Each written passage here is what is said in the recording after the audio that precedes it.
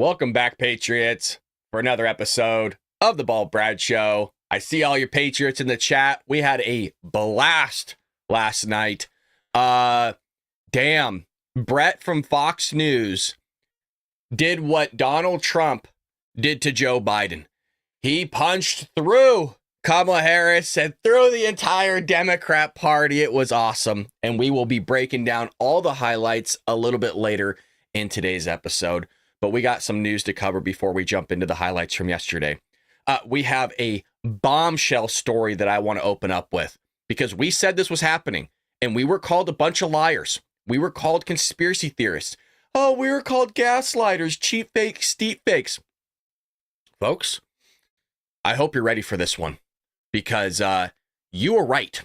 And so were we here on the show. If you could smash that like button, like Sharon said, greatly appreciated over at YouTube. Really, though, just hitting that like button actually does help tremendously. So check this out, folks. Buckle up because Real Clear Politics Investigations comes out and says when the FBI originally released the final crime data for 2022 in September of 2023, and you're all going to remember this, it reported that the nation's violent crime fell by 2.1%. There's just a problem, is that they weren't reporting the crimes. And now what did they do? They stealth edited the crime stats so that nobody knows. Well, we're not going to let them get away with it, people. This quickly became and remains a Democrat Party talking point to counter Donald Trump's claims of soaring crime. Not no more. No, sir. But the FBI has quietly revised those numbers. Weird how we have to do some little bit of digging here and find Real Clear Politics talking about this, or at least their investigation side. And you don't hear it from CBS, ABC, NBC. You mean the legacy media. Weird. So releasing new data that shows violent crime. What does that say, you guys? Hold on a second. Does that say increased in 2022 by how much? 4.5%? How do you go from saying the crime rate fell 2.1% to going, oh shit, it increased by 4.5%? Like, what? So you were almost 7% off? Like, not even close? To give you guys a comparison, when you're like doing somebody's, not just their books, but you're kind of giving them what's called a review in accounting, you tend to look at their revenues. Where's most of their revenue coming from? And just kind of highlighting those customers or those services that whatever's being done for that revenue. If there's anything above 10%, you just want to highlight it because that's a lot of revenue coming from some place, right? In the same way here, how do you sit there and have 7% differential and then not tell anybody about it? No press conference, not coming out saying, see, you know, they've been doing this quite a bit, haven't they? Yeah, they've been doing this quite a bit. Remember how they weren't even close with the job numbers? And then they quietly revised that, didn't they? Well, this ain't going to work out with them at all anymore. So RCI discovered the change through a cryptic reference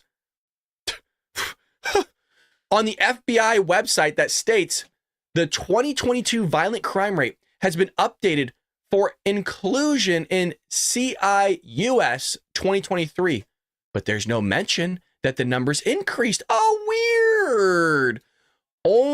One only sees the change by downloading the FBI's new crime data. Dude, talk about being in bed with the Democrats. We know, right? This is the same FBI that went after the Republicans and conservatives and anybody that disagreed with them. It's the same FBI that went after Donald Trump. It's the same FBI that raided Mar-a-Lago. It's the same FBI that doesn't want to do their damn job, but only when it comes to Republicans and conservatives do they want to do their job. Yeah, we know they're in bed with the deep state. We know that they are part of the deep state. We know that they're part of the Democrat Party. But don't worry, like Kamala Harris said last night, he's going to use the government to go after his political opponents. Like, you're not doing that. Again, there's no self-reflection. No self-reflection. Well, So that was the bombshell that I wanted to drop on all of you. And so use that with your friends and family, right? Send that bad boy out. If you're curious, you guys, that's from Real Clear Investigations. Stealth edit, FBI quietly revises. You know what? Let's do this. Why not? Send this to everybody right now. Chat it out. Text it to them. I put it in Rumble. I put the link to that article in Rumble as well as the chat. Send that to all your Republican friends, you guys, right now. Seriously. Send that to everybody so that everybody knows the foozery that's going on, and we'll get the word out quick because the mainstream media and legacy media is not going to do this. So Patriots, unite, baby. That's what we do. Maybe we should start doing that more often. When we have an article, something we need to get out there to the American people, yeah, just off about 800,000 jobs. Exactly, Lulu.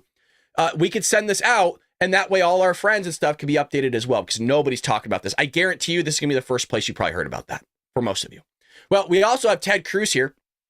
And Ted Cruz is duking it out just like we saw from Brett Baier last night, where he blasts his Democrat opponent's radical and extreme record during a debate. I mean, Ted Cruz slapped this guy around, man.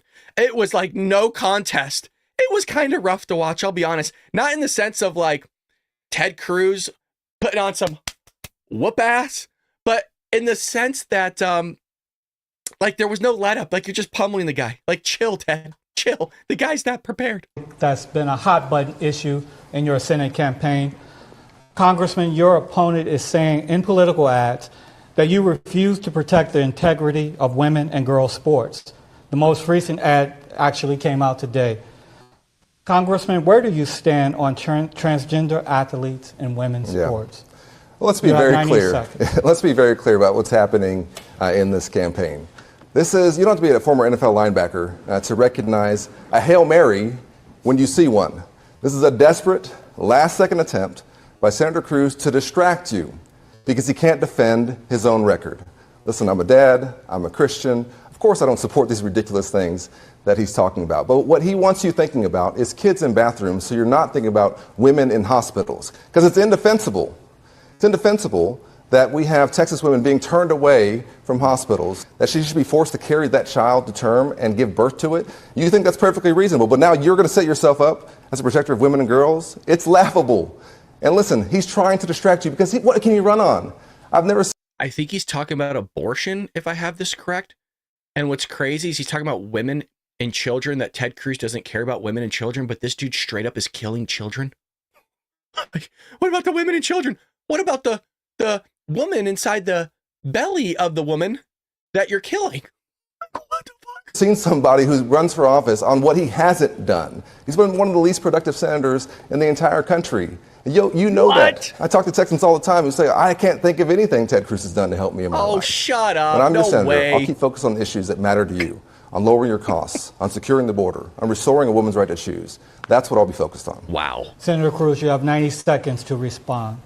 Well, it was striking once again in that answer. He said not a word about his own record. I have to admit, the beginning of it reminded me of Kamala Harris in her debates, answering everything. Look, I was born in the middle class. It's some lines that sound nice that ignore his record. Let's just talk about his voting record. Again, you can go to allredfacts.com. You can see the actual votes. 4 times he has come out for men playing in women's sports for boys. 2, there was a bill. It was a very simple bill. It was narrowly defined. It was protecting women and girls' sports. He voted no. The only issue on that bill was whether biological boys should compete against our daughters. That's not fair.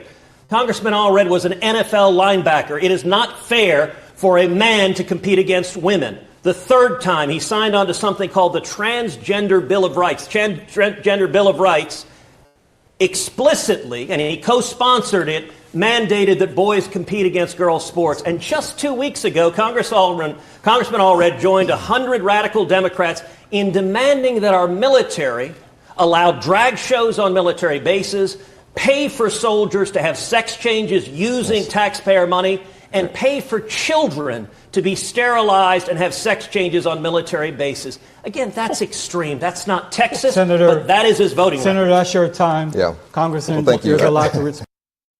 Oh my God, Ted. Ted, chill. Wow. I mean, that guy's Ted's ruthless. Ted is ruthless. And you know what? I've always said, and I will always continue to call myself on this, I was wrong about Ted Cruz. In the 2016 Republican primary, I was wrong about Ted Cruz. That was one of the few where I was just so far wrong. It's mind-blowing, and that's my fault for being ignorant. That man, Ted Cruz, has done a lot for this country in terms of your rights. If you guys want to read his book called One Vote Away, you will see the saving grace of this man in keeping certain rights for all of us. So good on Ted, and I will continue to support that man because of what he's done for our country that nobody recognizes. Seriously, read that book, One Vote Away. It will change your entire perception of not just how intelligent that dude is, but also the things he's done for this country. And he wasn't done yet. It was the whole debate, you guys. It was the whole debate. You have Ted Cruz's opponent called him a threat to democracy, but Cruz immediately flipped the script on him. Here we go. It's not funny because you're a threat to democracy. Sure. I was on the House floor when we went through the votes. I remember when you objected to the results in Arizona. Now, let me be clear. I don't know Congressman Allred. I have no animus for him personally. But I do know his voting record. His voting record is radical and extreme. And you want to talk about threats to democracy? Let's take a vote that just happened a few weeks ago on the floor of the House, the SAVE Act. The SAVE Act provided that in order to register to vote, you got to prove you're an American citizen. Congressman Allred voted no. 11.5 million illegal immigrants have come into this country under Kamala Harris and Colin Allred's open border policies, and Congressman Allred votes no to protecting our elections and ensuring that people don't vote illegally. That is a threat to democracy. And it's not funny. He's correct. I mean, he's right. He's right. George says, but Cruz is almost a rhino. I just disagree, man. This one I will push back on. Cruz is not a rhino. That I think you're saying that maybe from what you've seen in the media. You need to do a full deep dive into that man. That is somebody that conserves values. If you want to call him a rhino because, again, he's a registered Republican, he's more of a fiscal conservative, and he carries the rights that we all hold dear in his heart. And I'm telling you, the things that this guy has done to keep those rights in check with the Supreme Court, boy, oh boy, dude, just, again, one vote away. Check that book out. That's all I could say. We also have him just again. Well, here he is on Israel. Ted is a savage. One of the clearest differences between Congressman Allred's record and my record.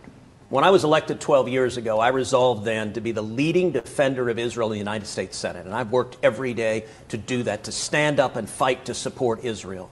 I am proud to stand with Israel. Our position should be that America stands unshakably with Israel. When President Trump was president, I urged him to move our embassy to Jerusalem. He did, and I was there the day we opened the embassy in Jerusalem, and I've never seen such celebration. When President Trump was president, I urged him to pull out of the disastrous Iran nuclear deal. He did, and it was the single most important national security decision of his entire presidency. Congressman Allred has consistently lined up against Israel. At the beginning of the Biden-Harris administration, he urged them to send money to Gaza, even though it would go to Hamas. He has supported Kamala Harris and Joe Biden, flowing over $100 billion to Iran. 90% of the funding for Hamas and Hezbollah comes from Iran. I'll tell you, Congressman Allred invited a radical imam here in Dallas who calls Zionists monsters and has compared them to Nazis. Congressman Allred calls them the very best of North Texas.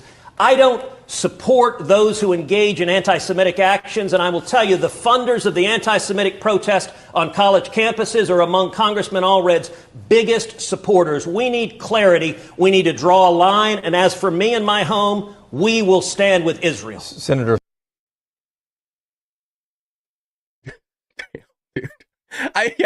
Somebody writing they've been to Texas and there's Cruz signs everywhere. I don't even know. Is it a close contest between Cruz and Colin Allred? Is it even close? I don't know. I haven't been keeping up with what's going on in Texas, but I mean, I believe Texas almost went blue at one point, right? But Cruz is doing fine. I mean, he had a slip up that one time when he's going to go on vacation with his children. And there's like a massive storm going on. Really bad look for Ted there. And he knows it. He knows he messed up. We also have Charles Payne shredding Democrats and Kamala for trying to erase black men. Now, I think it was a little bit harsh in terms of the phrasing of erasing black men. But look, right now, she really dug herself a hole in conjunction with Barack Obama. And look, this isn't anything new from what they've been doing to black people and saying about black people. All right. Again, I always say this, but I have to because these leftist progressives come in here, call us racist, bigots, and all these things. I don't think race has anything to do with anything. I don't know why the Democrats love to continue to bring it up. I mean, I do.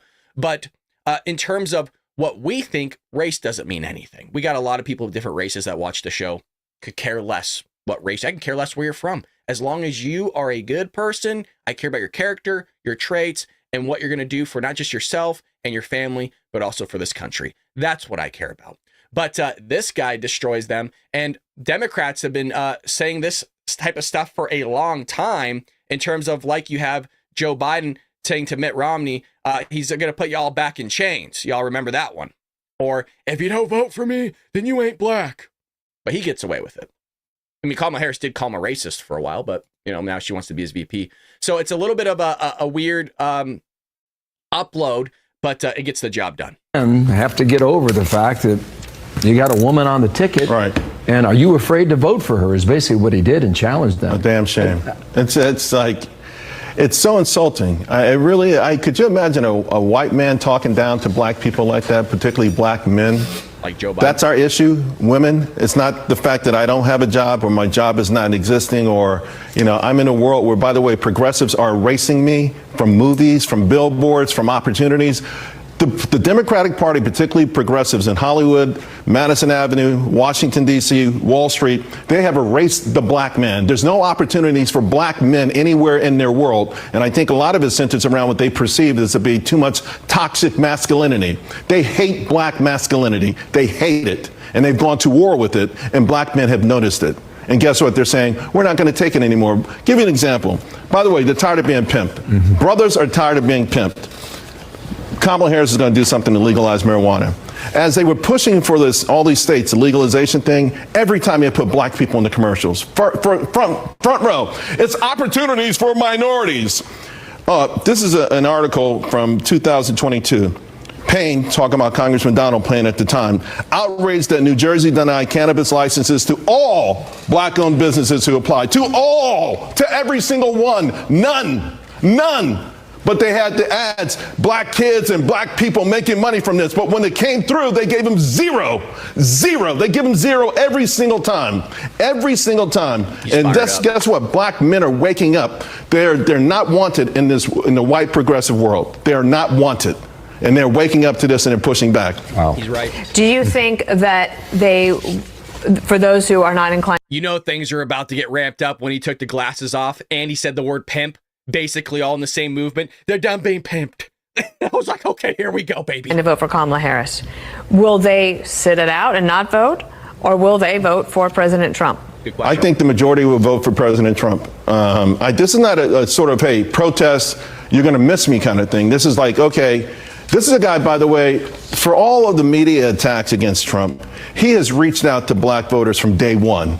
Even when inside the Republican Party, all the experts, right? And we have a few of them who come through the building. It's a mistake like that. Like when they say don't campaign here, don't campaign there. All these experts who, by the way, are not at the top of the ticket, told them not to reach out to black voters. This is from the very beginning.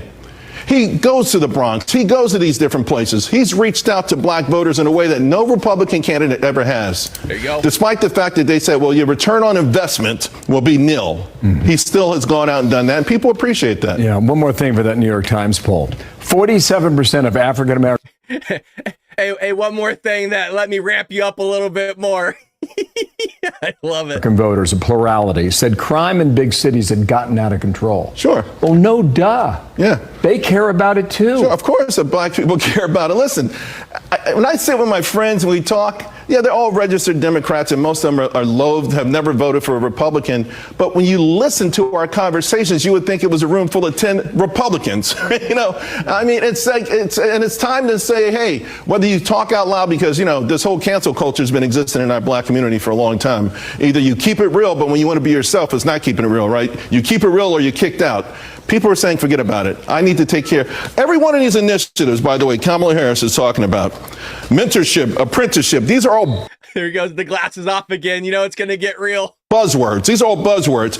You know, I'm 23 years old. Now you want to give me an apprenticeship? You're not even talking about long-term solutions for my children. None of this is for long-term. Oh, health initiative. Get the health initiative. Now they're going to help black people in health? They're going to expand screening, preventative screenings. That's not helping. That's not helping. That's the kind of thing when they tell black people go out and improve your credit. For what? To be a better consumer? I mean, all of this stuff is ridiculous. This is all the stuff this is in their bag of tricks. But the bags of tricks, it's old, it's got cobwebs on it, and it's left black people wanting and hurting in this country. We can even hit K through 12 education. Damn. I didn't watch that. And you know what? It's a 4-minute clip. Very rarely do we play all 4 minutes of something, but you got to let the guy go when he's going. You know what I mean? You got to let him. He was sitting there and the Democrats are the punching bag and you just got to let him spar it out a little bit. You know what I mean? You got to let the guy, you got to let the guy just get it off his chest. You know what I'm saying? And I think you guys are right over there at Rumble. I'm reading it too. Traditional black families are conservative. Exactly right, sir. Exactly right. Jib says glasses off is like my dad rolling up his sleeves. That is a great analogy, by the way. I can't say the rest of what you said, but great analogy. So good on him. Want to make sure I highlight that fully. So you get this idea that, maybe some black people are waking up to the whole idea that the Democrat Party doesn't want anything really to do with them. They just want to use them as pawns. Political pawns is what Karine Jean-Pierre likes to say. Well, you got Sonny Hostin. People telling the truth about Kamala's poll numbers are trying to divide the black community.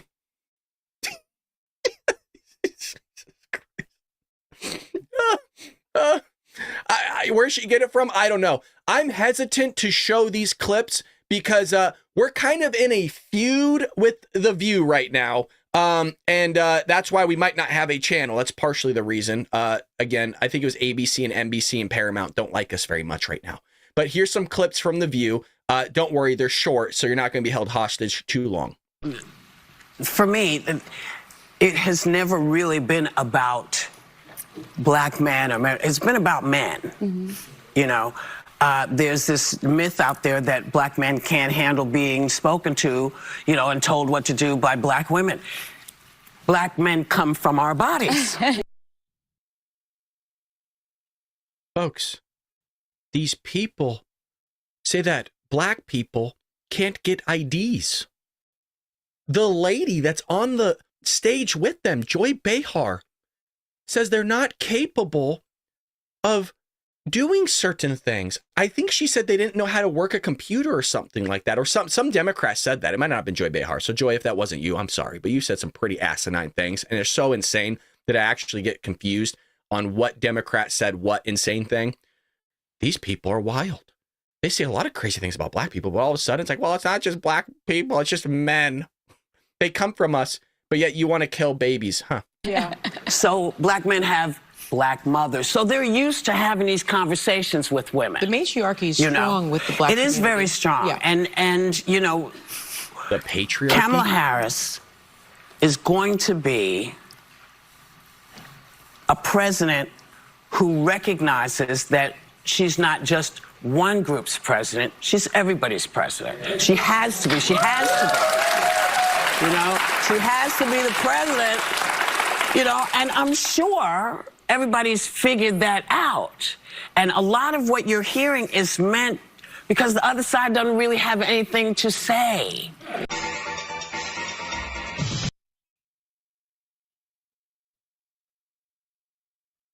Jesus, man. I really, it's astonishing that people sit at home, right? People sit at home and just listen to this stuff. The patriarchy. What the hell are you bringing up the patriarchy for right now? Because you're talking about men? So here's Sonny Hostin. Thought the last one was rough. I think it will make a difference because of this division that they're trying to cause within the black community. Uh-huh. And with this, I just think it's a fallacy that black men are the problem. Black men are not the problem. When you look at the stats, the New York Times just came out with a poll. 80% of African Americans will be voting for Kamala Harris, and that includes black men. But it was more for Biden. I think that's the issue, right? No. This is about Harris. I know, right, but Biden had greater support with black men than Harris did. Yes, but that still does not negate the fact that black men are still supporting Kamala Harris. By and large. Right? By and large. And so, we're not talking about white women. We're not talking about Hispanic men. We're talking about black men, and they're not the problem. And the demonizing black men, I think, needs to stop when it comes to Kamala Harris. The other thing that I think is really interesting is that she promoted her policies about what she will do for Black America, a black agenda, as opposed to selling Bibles and gold sneakers and thinking that a mugshot is going to help get the black vote. Oh my God. It actually wasn't that bad. I was wrong. Sonny, not terrible. But that whole idea that black men are still going to be coming out in droves to vote Democrat, quite honestly, is a problem because it just shows you that some people just have not woken up to it yet. But not all bad. Some of you are commenting in the chat about Whoopi Goldberg's appearance on TV. I agree. I was thinking the same thing, but I was waiting for somebody to say it. It's kind of like the elephant in the room. You also have Democrats, if you all remember this one, saying, well, Georgia election laws are basically Jim Crow. Do y'all remember that one? Except there's a problem. There's just one problem. The state just broke its early voting record, which is insane, by the way. Remember, Georgia was really close in the last election. We need them to pull out for Trump right now. Voters in Georgia shattered a voting record on Tuesday with early voting began, or when early voting began, despite claims from Democrats that the state's election integrity law was being suppressed or suppressing the voting. Since 2021, Democrats and their media counterparts compared Georgia's voting law to Jim Crow. Isn't that what we kind of just said? Where black people can't get IDs, they can't vote, you're suppressing them, you're keeping them down. And then you do these on the street interviews and you just go talk to any black person, just ask them, hey, do you have an ID? Most likely they're going to say, yeah, why the hell are you asking me that crazy question? Notice I put the word crazy in there because it's Democrats thinking. We saw a lot of them last night during our stream for the interview. You could say, well, hey, do you know how to get to the DMV? Do you know how to work a computer? Do you know how to work a cell phone? And they're going to look at you like you're crazy. Because you sound crazy when you ask those things, because obviously they're human beings. Yes, they know how to do all these things. But Democrats like to treat them basically like any other American, like a second-class citizen, like they're a dodo bird. And they're not. They're just normal people. Folks, trust me, and I understand when I'm talking and I say, well, they're normal people, and you might be in your head going, yeah, no shit. You have to understand the other side does not think that way. They are just people. They can get IDs. They're just like the rest of us. They can be prosperous. They can be wealthy, just like all of you can. It's up to the individual, which the Democrats don't believe in, by the way. That's a conservative value. They don't believe in the individual value. We do. Everybody has an opportunity to become or make something of themselves. And the question is what do you do with those opportunities in that very moment? But they don't want to look at that. You have this. CNN said many of the news articles against the Georgia law, but on Tuesday, they reported that 328,000 ballots were cast in Georgia on the first day of early voting, a massive increase from the 2020 record. Damn, they almost doubled. Or they did double. Damn, they had 136,000, and just on the first day, 328,000. Damn. Yo, this is going to be a big election, you guys. I mean, I know you know that, but damn. I didn't think, yeah, that's insane. Whoa. Get out the vote, Georgia. Get out the vote. That's what I love to see. And hopefully we're voting for Mr. 45, Donald Trump. I love the man. So Kamala once threatened to jail oil executives. The reason why I want to bring this up and do a hard transition is because we got to get into the interview from last night. Because if you didn't see it, we have the full interview uploaded. The full interview from last night. Oh, God, it was fun, you guys. The crazy things that she was saying. And what was even more astonishing before we jump into this article was the idea that you look on conservative and Republican media, and what was being stated was this whole idea that Kamala Harris came out of that interview yesterday. So here's that live stream from yesterday if anybody wants to watch it later. They'll have the full interview. They said that she won. And I'm sitting there going like, did you not watch her just get slapped around by Brett the entire time? She could not answer any questions. So she's going to say all those things during the interview, which we'll get to. Don't worry, folks. Buckle up, baby, because we got it all for you. They need to pay the price, she said. So Vice President Kamala Harris threatened to prosecute fossil fuel executives during her failed 2020 presidential election. You're going to go after people you don't like.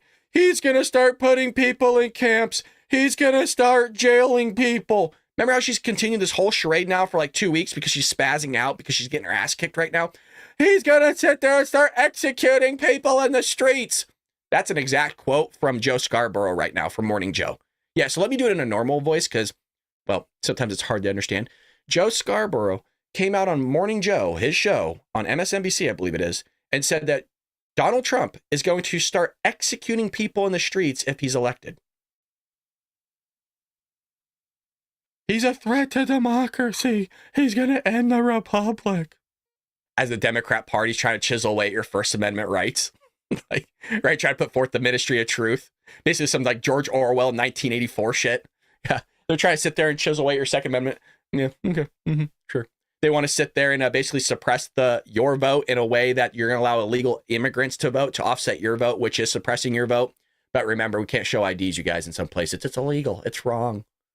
CNN reported that Harris told voters at a November 2019 town hall in South Carolina that oil companies and fossil fuel companies should be really prepared to look at a serious fine or be charged with a crime for their role in what leftists claim as the climate crisis. Isn't it remarkable that we're all looking around? The weather's pretty good for the most part. I understand there was a couple hurricanes. There always is hurricanes.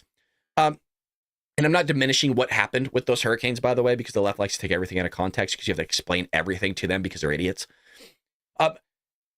They like to call climate crisis, but what's happening at our southern border is still a situation and a problem. If you watched yesterday's interview, she would not admit that, by the way. She would not admit that it's a crisis. We'll try to get it under control. It's just a situation. It's a challenge. We'll try to figure it out. We're just in a transition phase.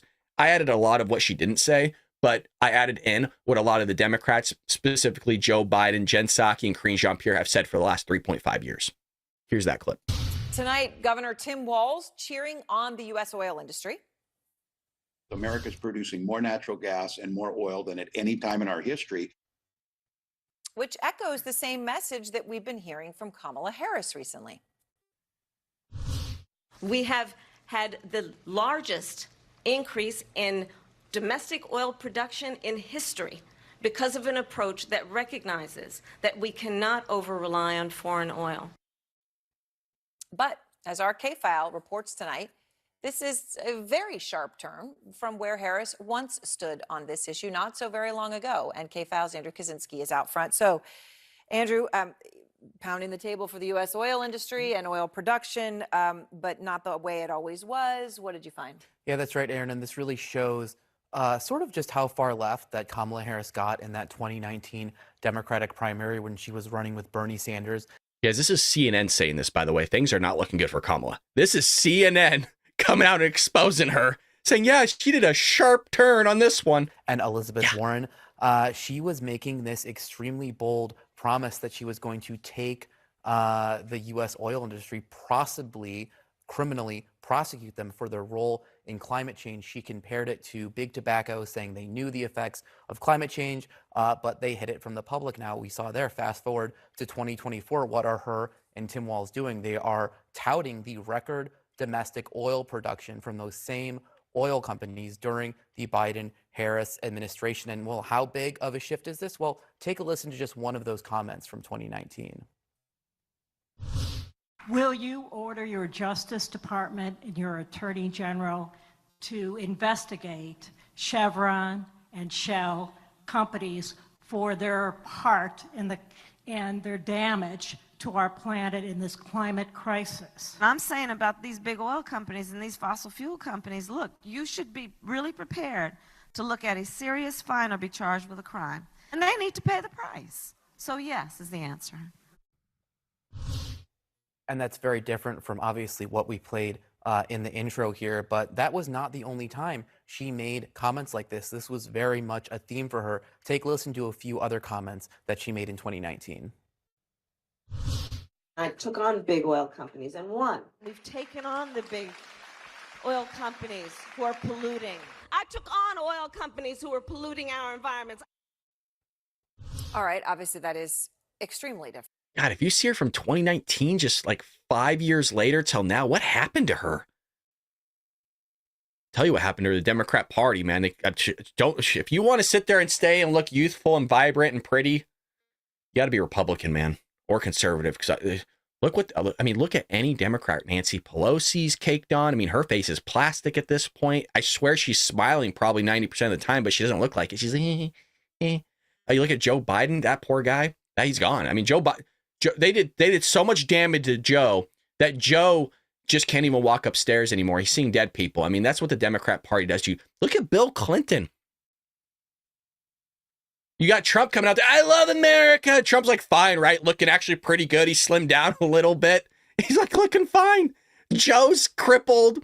Bill's crippled. Kamala Harris is looking disheveled. Jesus. Different than what she is presenting right now. But this isn't the only thing that she's flipped on that you found, and you found a lot of other inconsistencies. Yeah, she's flip-flopped on a lot of issues related to energy. Take a look at just a few of them. She said she was going to ban plastic straws. She said she was going to ban fracking. We have heard a lot about that. And she said she would eliminate the filibuster to pass the Green New Deal. Now, she also ran Facebook ads during that campaign, which were touting her support for the Green New Deal, which were saying that she was going to... I'm not kidding you guys. Let me know in the chat. If you closed your eyes, would you believe that this is CNN? Me personally, no. I would be like, okay, maybe not Fox, no way in hell, like One America News Network, Right Side Broadcasting Network. I would not think this is CNN. We got to give credit where credit is due. They're actually doing their job. I can watch CNN right now. This is good. You're calling her out. And by the way, they're not being like crazy about it. You know what I mean? It's just like, yeah, this is what she said. Take on big oil to stop for their role in contributing to climate change. And now why is she doing this, Aaron? Well, a recent poll that came out from Gallup actually shows that climate change ranks as the second least important issue to voters in that poll. And obviously Pennsylvania, where we're seeing a lot. There you go. So he explains, hey, why are they doing this? Because she got a poll number. She realized that, oh God, Americans aren't with me on this one. I got to change the script. Yeah, because you suck at your job.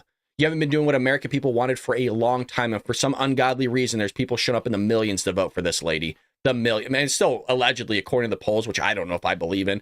It's 50-50. It's 50-50. So let's get into yesterday's interview, baby, with Brett Baier. Now, if you didn't see it, I did link it.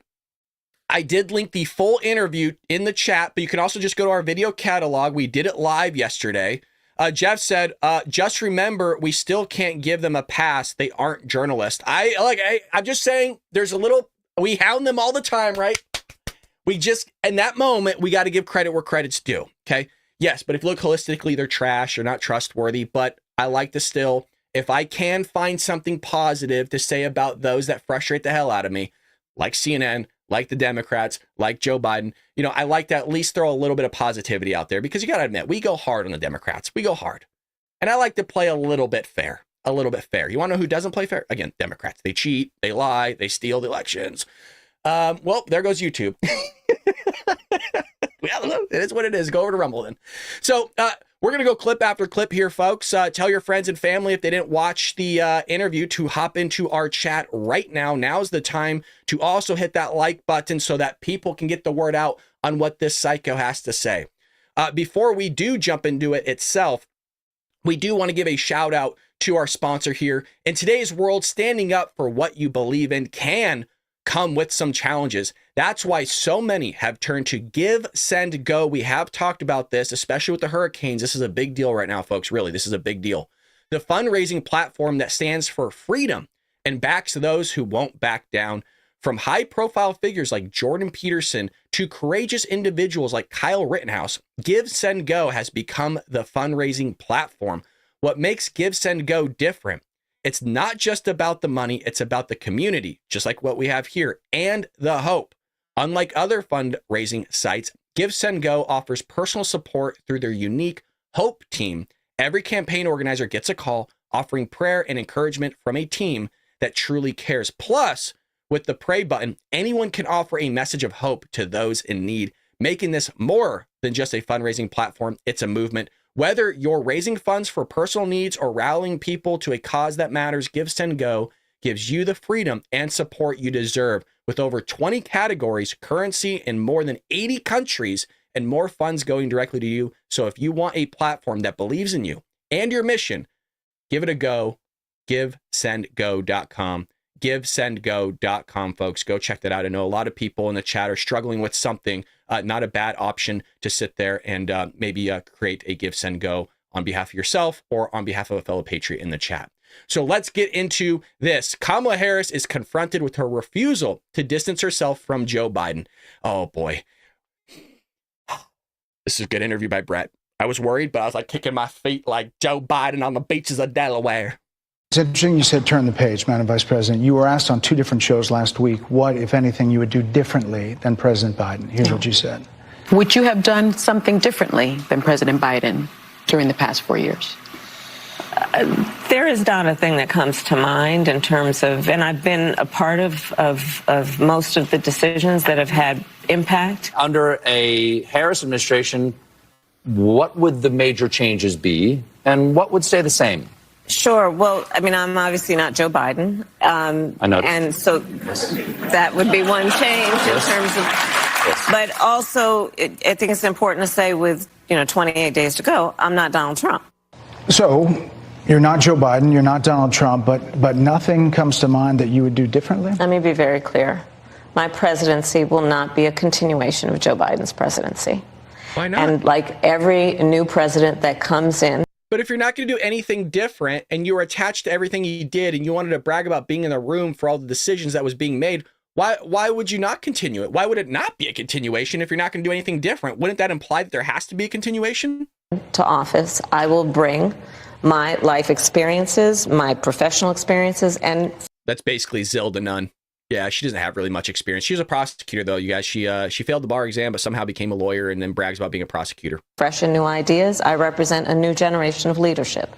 I, for example, am someone who has not spent the majority of my career in Washington, D.C.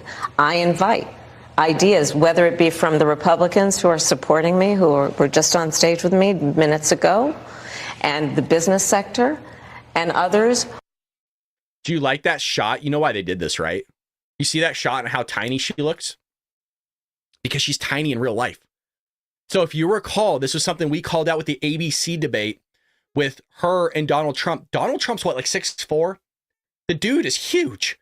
And so what they did was they had a custom podium made specifically for her, and they put her at equal height to Donald Trump. And then what they did with the camera angles was they made Trump look like really boxed in like an ogre.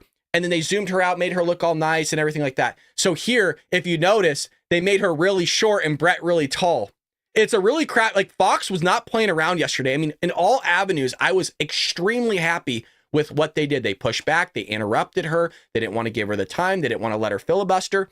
So that was good on everything that Brett did yesterday. I mean, he really, and I don't know if you guys heard something we didn't call out, and I didn't find this out till after the fact, is that they were supposed to start the interview, and we'll continue with more highlights, I promise. They were supposed to start the interview at 5 o'clock, I think 5 p.m. Eastern Standard Time, I believe. So obviously it was recorded. As time was going by, her surrogates, her people, her team was saying, oh, we can't do 30 minutes. No, we got to do like 20. We got to do 15. This comes from Brett, by the way. This is not coming from me. So he's like, they were like cutting our time like down. He's like, I was kind of stressing, and she wasn't there yet. And he goes, we have to sit here and record this, and we have to turn it around by 6. You got to edit this, right? You got to fix the lighting. You got to do certain things to get everything prepared so that you can sit there and run it in an hour on national television. And she didn't show up till 5:15. She showed up late to her own interview. It's like Joe Biden all over again. He's showing up late. She's showing up late. What a big F you, huh? So here she is getting all she's getting all feisty. Talked about locking people up because they disagree with him. This is a democracy. And in a democracy, the president of the United States, in the United States of America, should be willing to be able to handle criticism without saying he'd lock people up for doing it. Talked about. I really was hoping that they would switch to that other angle to where she looks all tiny, and just watching her try to get all feisty and upset and angry. You know what I mean? I'm gonna sit there and fight you. I'm gonna beat you up. It's like, lady, you're like 5'2". You ain't gonna do shit. Okay? You ain't gonna do nothing. So she looks all big and mighty right here, right? I tell you what, you gonna lock people up. It's like, lady, you're bragging about locking people up, and then you let them out and run roughshod over an entire locality. And by the way, your party doesn't lock anybody up. That's the problem. You let Democrats run roughshod and burn down cities like Minneapolis, which, oh God, that's where your vice president, your candidate, your person that's running mate is from. Oh, gotcha. Yeah.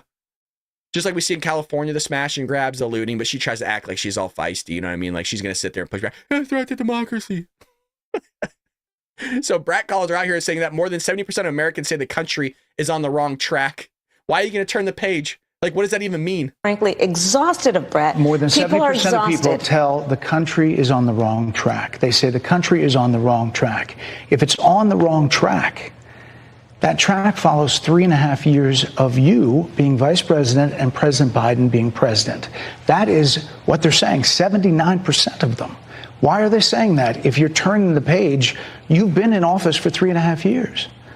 And Donald Trump has been running for office. But you've been the person holding the office. Come on. Madam You Vice and I President. both know what I'm talking about. You and I both know what I'm talking about. I actually don't. What are you talking about? What I'm talking about is that over the last decade, But people you're the have lever of become. power. But listen, over the last decade, it is clear to me. That's the shot I was hoping they would do when she's getting all feisty. That shot right there where she looks a little scrawny. It is clear to me, and certainly the Republicans who are on stage with me, frankly, exhausted of Brett. Well, Donald Trump was running. What? We need to turn the page. But you're right now in office. Like, what do you need to turn the page from if everything's doing so fine? Like, you're running it. Well, Donald Trump this, Donald Trump that. It's like, there's no responsibility at all. There's just no, which is mind-blowing because she sat there and goes, well, Donald Trump needs to take responsibility for what happened in his administration. In the same interview, she says all these things. It's not like it was 2, 3, 4 hours like Donald Trump does when he goes on his rallies and everything like that after he just got done doing a full day of interviews. No, this is all within about 25 minutes on the amount of things that she said that basically contradicted the very thing she said just minutes before. It was astonishing. And like I mentioned, if you look at Democrats' pages, she won, she kicked his butt, she did great. It's like, what the hell, dude? Is that what you call, is the bar so low for her that she actually did well? Here's more. Many illegal immigrants would you estimate your administration has released into the country over the last 3.5 years? Well, I'm glad you raised the issue of immigration because I agree with you. It is a topic of discussion that people want to rightly have. And you know what I'm going to talk about. Yeah, but right do you, now, just a which number. is- Do you but- think it's but- 1 million, 3 million? Brett, let's just get to the point. Okay, the point is that we have a broken immigration system that needs to be repaired. So your And- Homeland Security Secretary said that 85% of apprehensions. I'm not finished. We have It's a an rough immigration estimate of system 6 million people that have been needs to be- released into the country. And let me just finish. I'll get to the question, I promise you. I was beginning to answer. And when you came into office, your administration immediately reversed a number of Trump border policies. Most significantly, the policy that required illegal immigrants to be detained through deportation, either in the U.S. or in Mexico. And you switched that policy. They were released from custody awaiting trial. So instead, included in those were a large number of single men, adult men, who went on to commit heinous crimes. So, looking back, do you regret the decision to terminate Remain in Mexico at the beginning of your administration? At the beginning of our administration, within practically hours of taking the oath, the first bill that we offered Congress, before we worked on infrastructure, before the Inflation Reduction Act, before the Chips and Science Act, before the bipartisan safety. I just want to pause it right here because through my mind on the live feed, I was really hoping that Brett would come back and mention the fact that they had all 3 branches of government, and he freaking nailed it. Everything that I wanted him to come back with a rebuttal on, he did perfectly. Perfectly. You'll see. I think it mentions it in this clip. Communities Act, the first bill, practically within hours of taking the oath, was a bill to fix our immigration system. Yes, ma'am. It was called the U.S. Citizenship Act of 2021. Exactly. It was essentially a pathway to citizenship for the... Yes, ma'am. May I finish responding, please? But you have to let me finish, You please. had the White House and the House and the Senate, and they didn't bring up that bill. I'm in the middle of responding to the point you're raising, and I'd like to finish. Yes, ma'am. We recognized from day one that, to the point of this being your first question, it is a priority for us as a nation and for the American people. And our focus has been on fixing a problem. I told you, it's just a problem. So it's been a situation. It's been a challenge. By the way, actually, this might be the first time I've heard her say that it's just a problem. That's not a big deal. We got to solve it. We'll get to it when we can. We just need another 4 years to do it. That's what they said, by the way. They're pleading for people to give them another 4 years to fix the economy, fix all these things. But yet at the same time, in different interviews, they'll say everything's fine. The immigration system's broken. No, you just have an empty open border. That's all you have. You got Eric Birch over there with $2 on YouTube, Patriot Fam. She was so hard to watch. Oh, it was cringy. It was cringy. But like I mentioned, Democrats thought she came out on top. Like, your bar is so low. I guess I shouldn't be shocked. I mean, they were just so happy that Joe was able to walk on stage and do a debate at all. So here, I guess they were just happy that she showed up and maybe gave some bumbling answer and fumbled with her words and didn't know what the hell she was talking about whatsoever. She gave no answers, by the way. Through 25 minutes, gave no answers. Kamala's asked why more people trust Donald Trump on the economy than her. I mean, you let me know if she won this just from this response. Do you think more people say they trust him on the economy than they trust you? I think that when you look at an analysis of our plans for what we would do as president of the United States. Notice for what we would do. Why are you, if your plans are so good and they're going to fix things, why not just start them now? You're in there now. It has been clear to those who study and understand how economic policy works that moving forward, because I do believe the American... She's calling you all idiots, by the way. Yeah, that's what she's saying in a roundabout way. Well, if you look at the experts and you study what they're saying and you look into it, what you're going to find is that we're actually going to fix this thing. People are ready to turn the page on the divisiveness and the type of rhetoric that has come out of Donald Trump. People are ready to chart a new way forward, and they want a president who has a plan for the future and a plan that is sound and will strengthen our country. My plan for the economy does exactly that. Why do you think more people... They want to turn the page. We're going to change the economy. We're going to make it better. We're going to make America great. Oh, shit, that's Donald Trump's statement. I haven't been to Europe. Y'all remember that episode? She sat there. And he's like, yeah, but you haven't been to Mexico. Like, you haven't been to the border. I haven't been to Europe.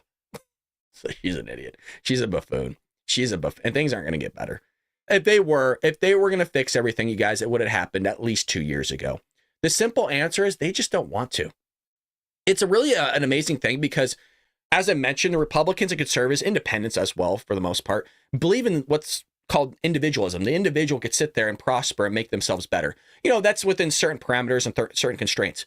She, meaning the Democrats, don't believe in that. They believe in the government to sit there as a support mechanism to help uplift other people. People need to sit there at an individual level and help other people uplift themselves or offer some sort of support. So when she sits there and says, oh, well, we want to make everything better, she wants to do that from the federal government level to make everything better. Donald Trump wants to open up the market, remove those regulations so that you on an individual level can be prosperous, so that you could sit there and uplift yourself. But remember, if you read the studies and all these things, no, she's going to get the job done. She's really going to sit there and show up to work every day and figure out your kitchen table issues.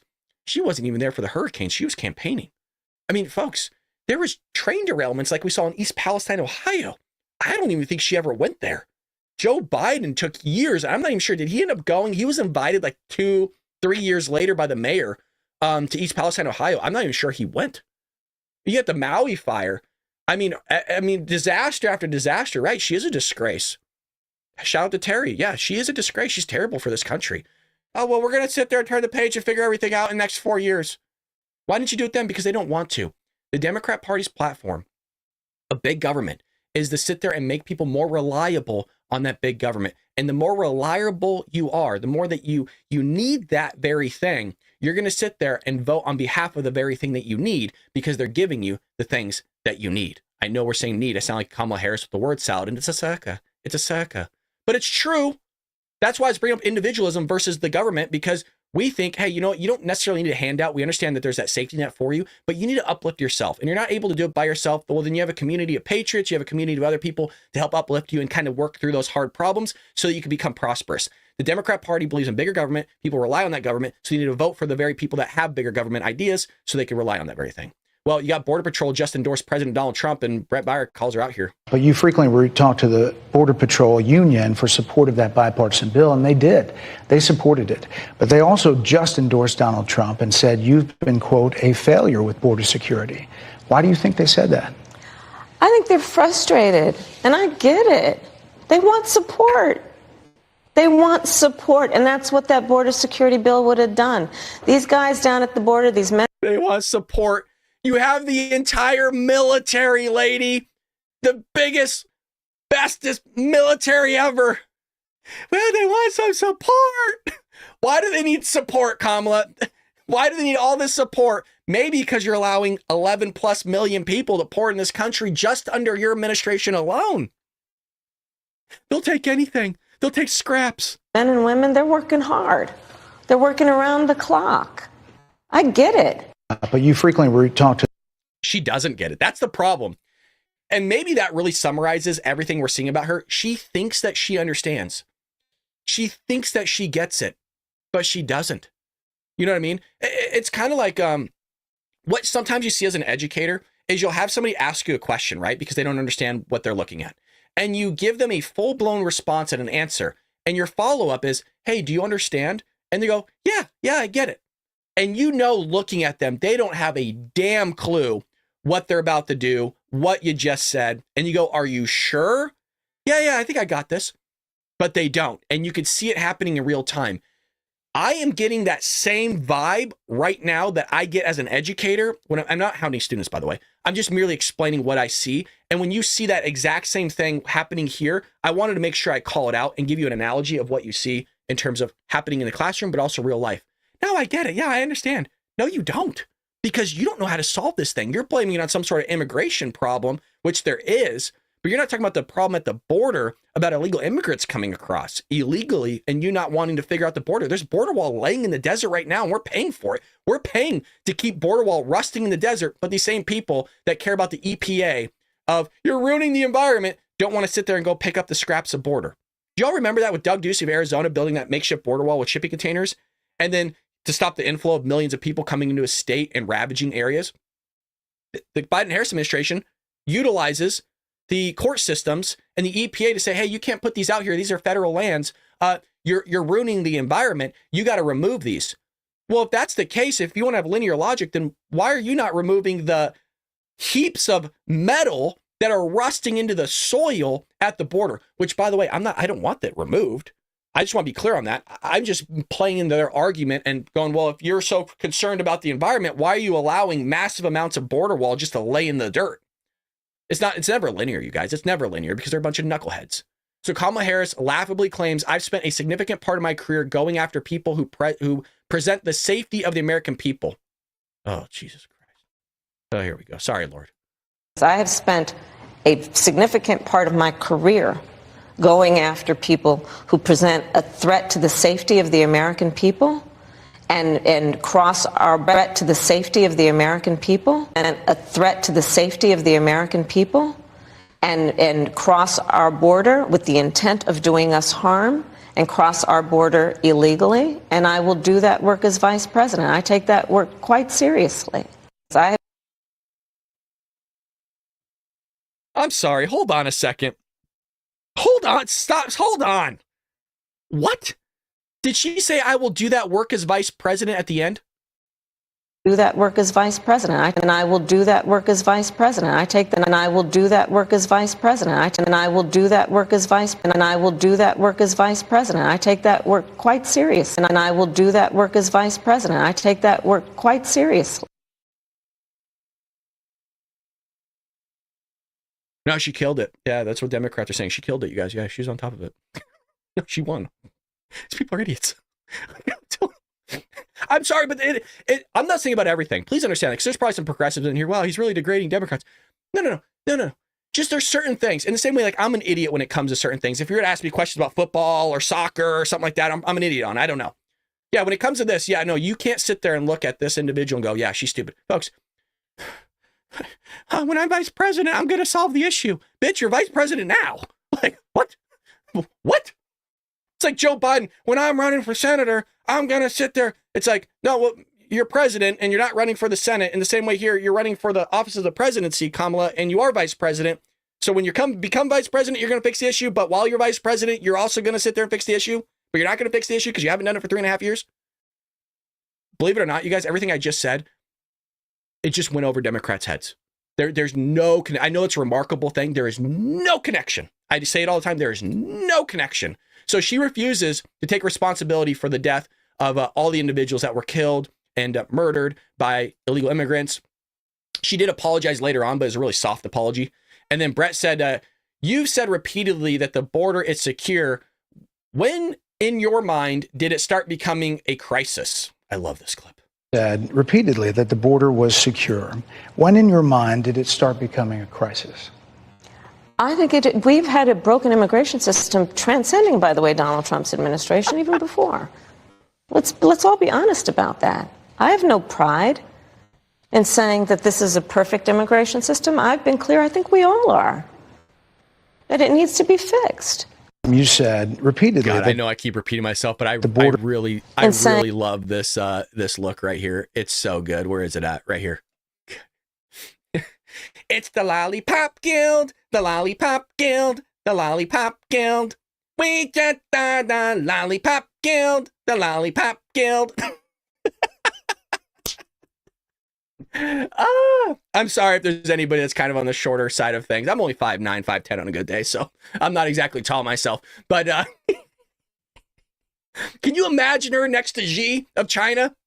Can you imagine her standing next to the president of China, all scrawny, just, hey, Mr. President. Yeah, well, that's fierce. That's forceful. Oh man, oh geez, hey, folks, it gets worse. There's a lot. I mean, it's endless. I got another 15, 20 clips at least, maybe 30. Hold on. Yeah, we don't have enough time. So what you need to do is, like I mentioned, go to our live stream from yesterday. We streamed the whole interview, and you get real reactions. You could see the take from Fox News that they did, the breakdown from like Dana Perino. You had other individuals that were on Brett Byers' later show as well. You got it all. You got it all packaged there for you. Greatly appreciated. At Karen Catmom, and I may have to include you in our lawsuit. There's a lawsuit going on. Hopefully not against me. Wow, excuse me. With that being said, folks, hit that like and subscribe button. Please follow us over at Rumble. Again, I'm being all seriousness. Well, I'm being serious. We might not have a channel on YouTube by Saturday. And I'm being serious. Please follow me over at Rumble, because I'm not able to contact you if our channel goes and gets deleted. There's no contact. So one day you might wake up like, where's his show? Why is he late? Well, we got deleted is why. And there's no coming back on YouTube after that. So follow us over at Rumble. So if something happens, you can be connected and you know what's going on. I'll give you a link to all those on YouTube to my Rumble video right now. So you can just follow. It's free. You just need a Rumble account. It's free. It's not going to charge you any money. And they're for patriots. So always appreciate y'all. If you want to make a donation, baldbrad.com. You can also subscribe. Carry that membership over to Rumble, guys. I mean, screw YouTube, man. They're taking your money. You don't want to support somebody like that. And that's why we made the transition, just like you see at the top of your screen right here, Rumble Studio. That's our hub right now, and that's going to be our platform that we stick with for quite some time. And with that being said, God bless you. Pray for this country. We'll be back here tomorrow at 6 a.m. Pacific Standard Time. And with that being said, God bless you. And there you go. I'll start going to Rumble, and I'll give you the support for the membership. Hell yeah, Jeff. You'll lose your badge, but don't worry. I'm going to try to work with Rumble to see if we can custom badges over there. You do get a badge over there, but I appreciate that, guys. Thank you so much. God bless you. Brad, can we give you our phone number? What do you need what do I need your phone number for? I don't know. I feel like I missed a lot in the chat. I'll have to reread this. I guess if you want, but I'm not going to give you mine. I don't know what you're going to do with it, Robert. You scare me. With that being said, guys, God bless. Take care of each other. Email me at theballbradshow@gmail.com if you want to talk or chat. Take care, Patriots.